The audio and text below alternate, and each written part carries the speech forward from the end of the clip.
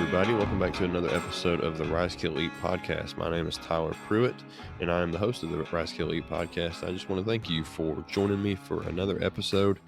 So the Rise Kill Eat podcast is a show all about God, freedom, and the great outdoors, and it's my goal to have conversations with people that are in the hunting community. What I really want to do is share their stories and share what hunting means to them. That's something that I've been able to do with all of my guests so far. I've been able to ask them what hunting means to them. And I've been able to have conversations with guys like Jeff Danker. Just had him on last week. We really got into a lot of family relationships with God. And of course, we talked about hunting.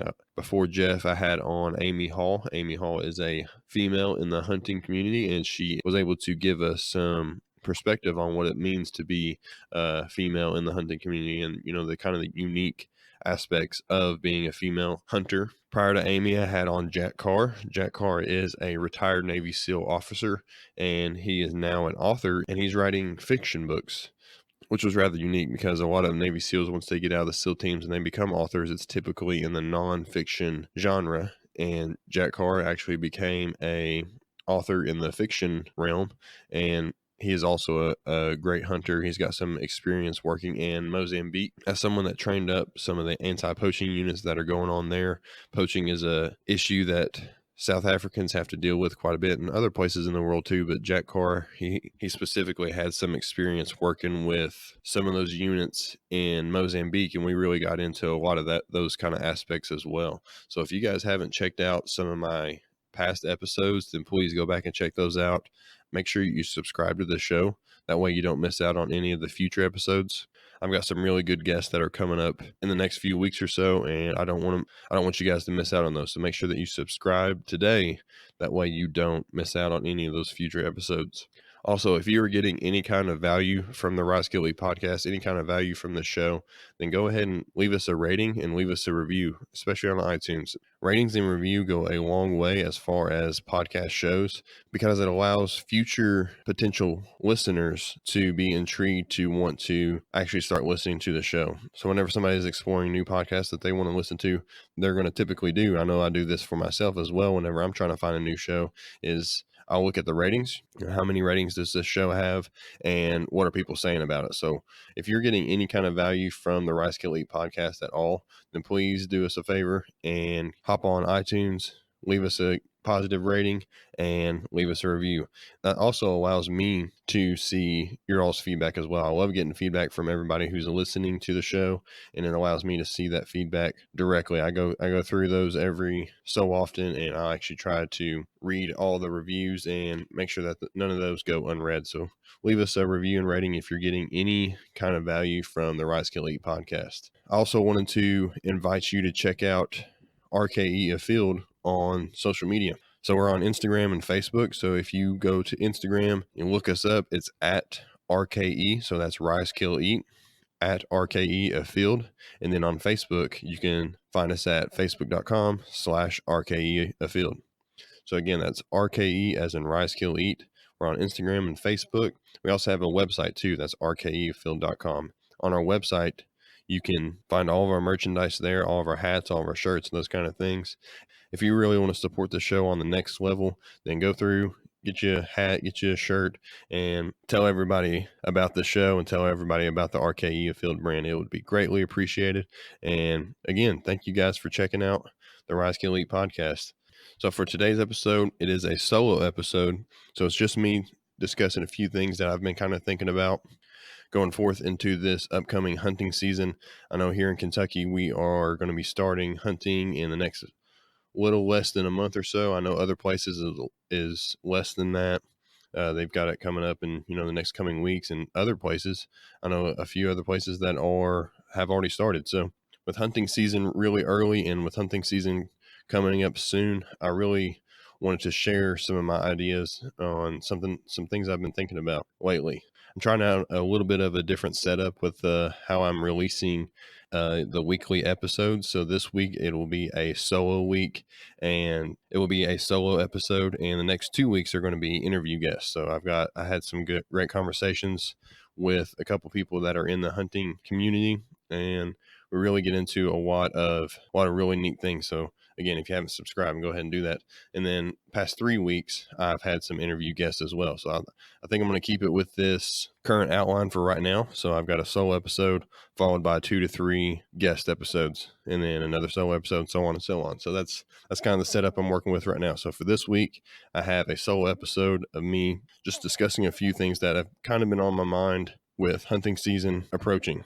So today's episode, as you probably saw, is titled Harvest the Experience. So Harvest the Experience. This is really inspired by an interview I was listening to on the Hunting Collective, which is a podcast by Ben O'Brien. Ben has a really good podcast over there. Make sure you check that out. It's a really good podcast all about hunting. And then, of course, getting into the things that are involved with hunting outside of actually being in the woods. And it's a really good podcast to listen to. Ben O'Brien is the host, as I said. And today's episode is inspired by an interview that I heard on the Hunting Collective with Ben O'Brien. He had on Jim Posowitz. And if any of you guys have been listening to the Rise Kill Eat podcast since the beginning, the first few episodes, I really dove into one of Jim Posowitz's early works called Beyond Fair Chase. So I believe it was episodes 2 and 4 of the Rise Kill Eat podcast. So if you go back, check those out.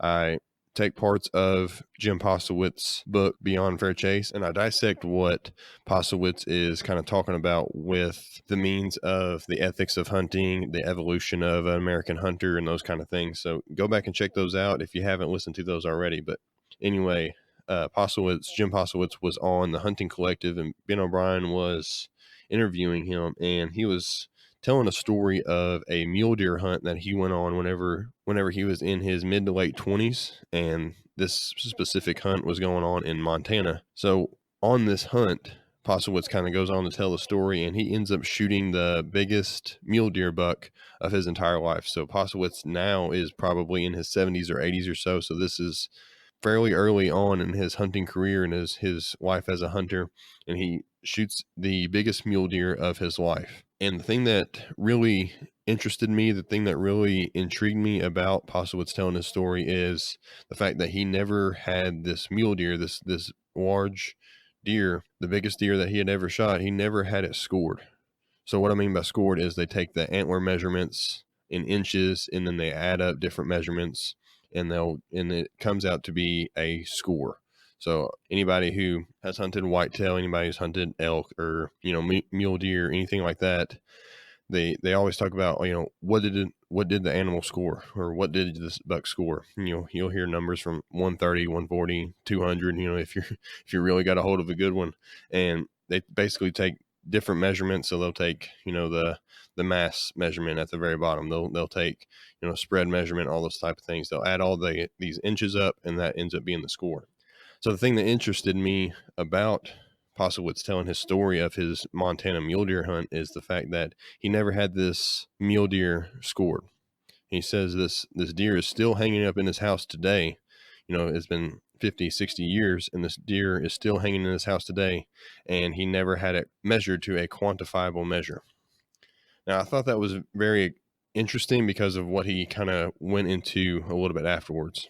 He said the experience to him, the experience of actually being able to get into the mountains of Montana and being able to pursue this animal, and the whole experience in itself was far more valuable to him than any quantifiable number could be. So he didn't want to discount, he didn't want to do a disservice to this animal and to this hunt, to this experience, because he knew that once that number was labeled onto that animal, then at that point, whenever he tells the story, then it's not going to have the same kind of impact as it does now. So he said the experience was far more valuable to him than any number or any score could be. Now, this is something that is somewhat abstract. I think this is probably why it intrigued me quite a bit. It's somewhat abstract to today's typical idea of shooting a big buck, because most of the time, whenever you see somebody, post a deer on, or an elk or a moose, any of the cervid family, whenever somebody posts one of these pictures onto social media, or they share a picture with somebody else, typically you see it a lot. You'll see guys ask, what did he score? How how big was the spread, how tall is his brow tines. I mean, it's all these types of things happen quite a bit. And not that those things aren't good. I mean, those are things that I'm interested in as well. But I think we get so wrapped up in this idea of shooting these large animals and shooting these, 150, 160, 180 inch deer. And we do ourselves a disservice because we lose some value in the experience in itself. That's why I wanted to title this episode Harvest the Experience, because I want to really challenge not only you guys that are listening to this, but myself. I'm talking to myself just as much as I am anybody else in this episode, because I want to challenge us. I want to challenge ourselves to really enjoy the experience of actually being able to be out in the woods more. There's so many times that we take for granted and again, I'm talking to myself here just as much as anybody else, but we take for granted the actual opportunity of being out in the woods and being able to hunt, and we don't really appreciate that opportunity as much as we probably should. We live in a great country where we have the opportunity to actually get out and pursue wildlife. We live in a country that values wildlife enough that we have departments and we have people that are paid money to take care of habitat and take care and to enforce laws around wildlife management. We live in a country where this is a high enough priority that we have assigned certain amounts of money to actually take care of this natural resource that we have. That's not necessarily the case in a lot of different countries, and I think we should be very careful with taking these types of things for granted. We have a unique opportunity to actually be able to get out into the woods and to be able to actually pursue these animals for resource purposes and for recreation purposes. And I don't think we should discount that by any means. I think we need to enjoy the experience more as hunters and as predators and as people that are outdoorsmen and outdoors women. I think we need to enjoy the experience more and just simply learn to slow down and appreciate the things that matter most. So if you listened to my episode last week where I talked with Jeff Danker, we really got into the idea of slowing down whenever we're out in the woods and just simply slowing down and appreciating the hunt more and more, because we get so caught up in this comparison trap. So what I mean by comparison trap is that whenever you see somebody on Instagram or Facebook or Twitter or whatever it may be, YouTube, you see somebody on there and you instantly start comparing yourself to them. And I call it a trap because it really is a slippery slope, because if you're not aware of the fact that you're falling into this trap, then it can quickly spiral. And this just doesn't apply to hunting. This could be something that is totally life related as well. But for the purpose of hunting, for the purpose of this episode, we have to be careful not to fall into this comparison trap. So whenever we see our neighbor, shoot a nice deer, or whenever we see a friend of ours shoot a 170-inch deer, and then here we are with empty tags still in our pockets, it's very easy to fall into this trap of jealousy, and that can breed resentment, and it can be difficult and take our focus away from the actual hunting process, the actual ability to be able to learn and be able to appreciate the hunt. It can take away our ability to truly enjoy these things, and that's how it can become a trap. And I think this has kind of created a society in general, community in general, that basically states that if we aren't shooting these massive deer, if we aren't shooting these massive animals, whether it be turkeys, elk, deer, moose, whatever these things are, if we aren't shooting these things and there aren't a certain size, then we quickly become disappointed with our hunt. And I've seen this so often especially with young hunters or people who are getting into hunting that haven't taken the time to mature their thoughts. And again, I'm talking to myself on this one because this is something I've struggled with in the past few years, and I'm trying, and I think I've got a pretty decent grasp on it now.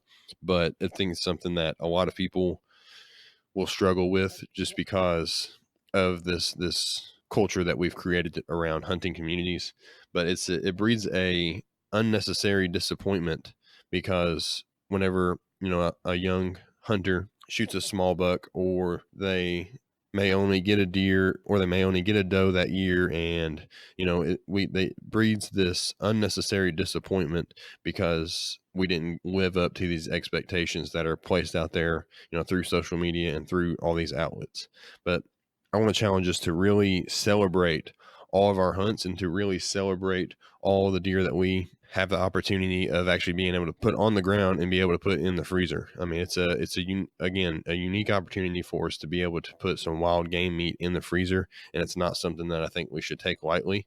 So whenever we pull the trigger on an animal and choose to actually end its life, which is a very heavy topic, but it's something that we do as hunters, then it's something that I think we need to celebrate. It's something I think we need to be thankful for, and it's something think that we need to truly appreciate as hunters. All hunts should be celebrated somehow, and even the ones that don't go so well. I can't tell you how many times that I've walked out of the woods, frustrated because I mean, it could be anything, got busted on a stalk, or, they didn't show up at the time I thought they were going to, or whatever happens. But all these things can be celebrated. I mean, I had an episode a few weeks ago, I think it was about a month ago or so, where I discussed defining successful hunts. So the definition of a successful hunt is something that we kind of have to come up with on a personal level. We have to really look at the whole picture, not just the fact that we did or did not put an animal on the ground, but we also have to look at, what did we learn as a hunter that day? What did we learn as a result of us getting into the tree stand? What were we actually able to accomplish? Did we accomplish anything? All these things are contributing to the fact of our success as hunters. It may not be immediate success, but future success along the road and as the hunting seasons progress and the hunting years progress. So we should really celebrate all of these types of hunts. So I really wanted to challenge ourselves, myself included, anybody who's listening to this, to truly enjoy this process of hunting. It's hard to not fall into this comparison trap, especially whenever we have all of these outlets that are, putting these things out into our face, and something that we're pursuing as well as people who use social media. It's hard not to fall into that comparison trap. But whenever you step back and you take the 1,000-foot view of what's actually going on, you're basically comparing your current situation. So the situation that you're in right now, whether it be, not getting any animals showing up, or, I missed a shot, so on and so on. And you're comparing your current situation with someone else's best. All right. So the thing about social media is that people are only going to show the things that they think other people want to see. They're not going to show you all the missed shots that they took. They're not going to show you all of the busted stalks that they went on. Some people are starting to show that now, and I think it really allows for more authenticity within the social media and hunting communities. I think it's something that I think should be shared more often, because it shows what hunting is actually like. Because you're not going to get, I promise you, if you hunt long enough, even if you're the best hunter out there, you're not going to be able to get a massive deer every single time you go out into the woods. It's going to take some trial and error. It's going to take some mistakes. It's going to take a lot of different things that are going to have to happen first in order for those opportunities to arise in the future. So it's important that we just kind of take the scenarios, take the situation that we're actually in, and just realize that we're comparing our current situation to somebody else's best. So I want to challenge us all this season, with this upcoming season and the upcoming hunting year, to truly harvest the experience. Make sure that we are truly enjoying ourselves out in the woods. Make sure that we are truly enjoying the opportunity to learn and to appreciate God's creation, to actually be able to partake in this whole community that's actually getting out into the woods and trying to make themselves better for the pursuit of God, freedom, and the great outdoors. So thank you guys for listening today. I really do appreciate it. Again, if you haven't subscribed so far, and if you got any value out of today's episode, or if you've gotten any value from any of our previous episodes, then go ahead and subscribe to the Rise Kill Eat podcast today. It would be greatly appreciated. Go ahead and leave a rating, leave a review. Thank you so much for listening. Also, make sure you check out RKE Afield on Facebook and Instagram. So we are on both of those outlets, both of those social media outlets. And if you give us a follow on there, then you're going to see some of the things that I'm posting. I usually try to do at least one post a day. See some of the things I'm posting. You'll see some of the things that we may share or repost from people that we're following. And it's a really neat opportunity that social media has given us in order to connect with people from all over the place. So make sure you give us a follow. Make sure you give us a like. check out our website, and it's rkeafield.com. So again, rkeafield.com. It's going to have all of our merchandise. It's going to have all of our hats, anything that is going to directly support this show is going to be found on there. So you can find out more from some of our partners on there, and you can find out more about any of our merchandise for the Rice Kill Elite podcast and RKE Field at rkeafield.com. So the next couple of weeks, I've got some pretty awesome guests. So I'm pretty excited about being able to release that with you guys. And we get into a lot of things that I think are going to be relevant for this upcoming season. I'm looking forward to being able to share that with you. I don't want to give away any names just yet, but go ahead and hit that subscribe button. That way you don't miss out on those in the future. So again, thank you guys so much for listening today. I really do appreciate all the feedback I've gotten. And again, thank you for the continued support as we work through the Rice Kill Elite podcast. This has been episode number 17 of the Rice Kill Elite podcast. Again, my name is Tyler Pruitt. Thank you so much for listening today, and God bless.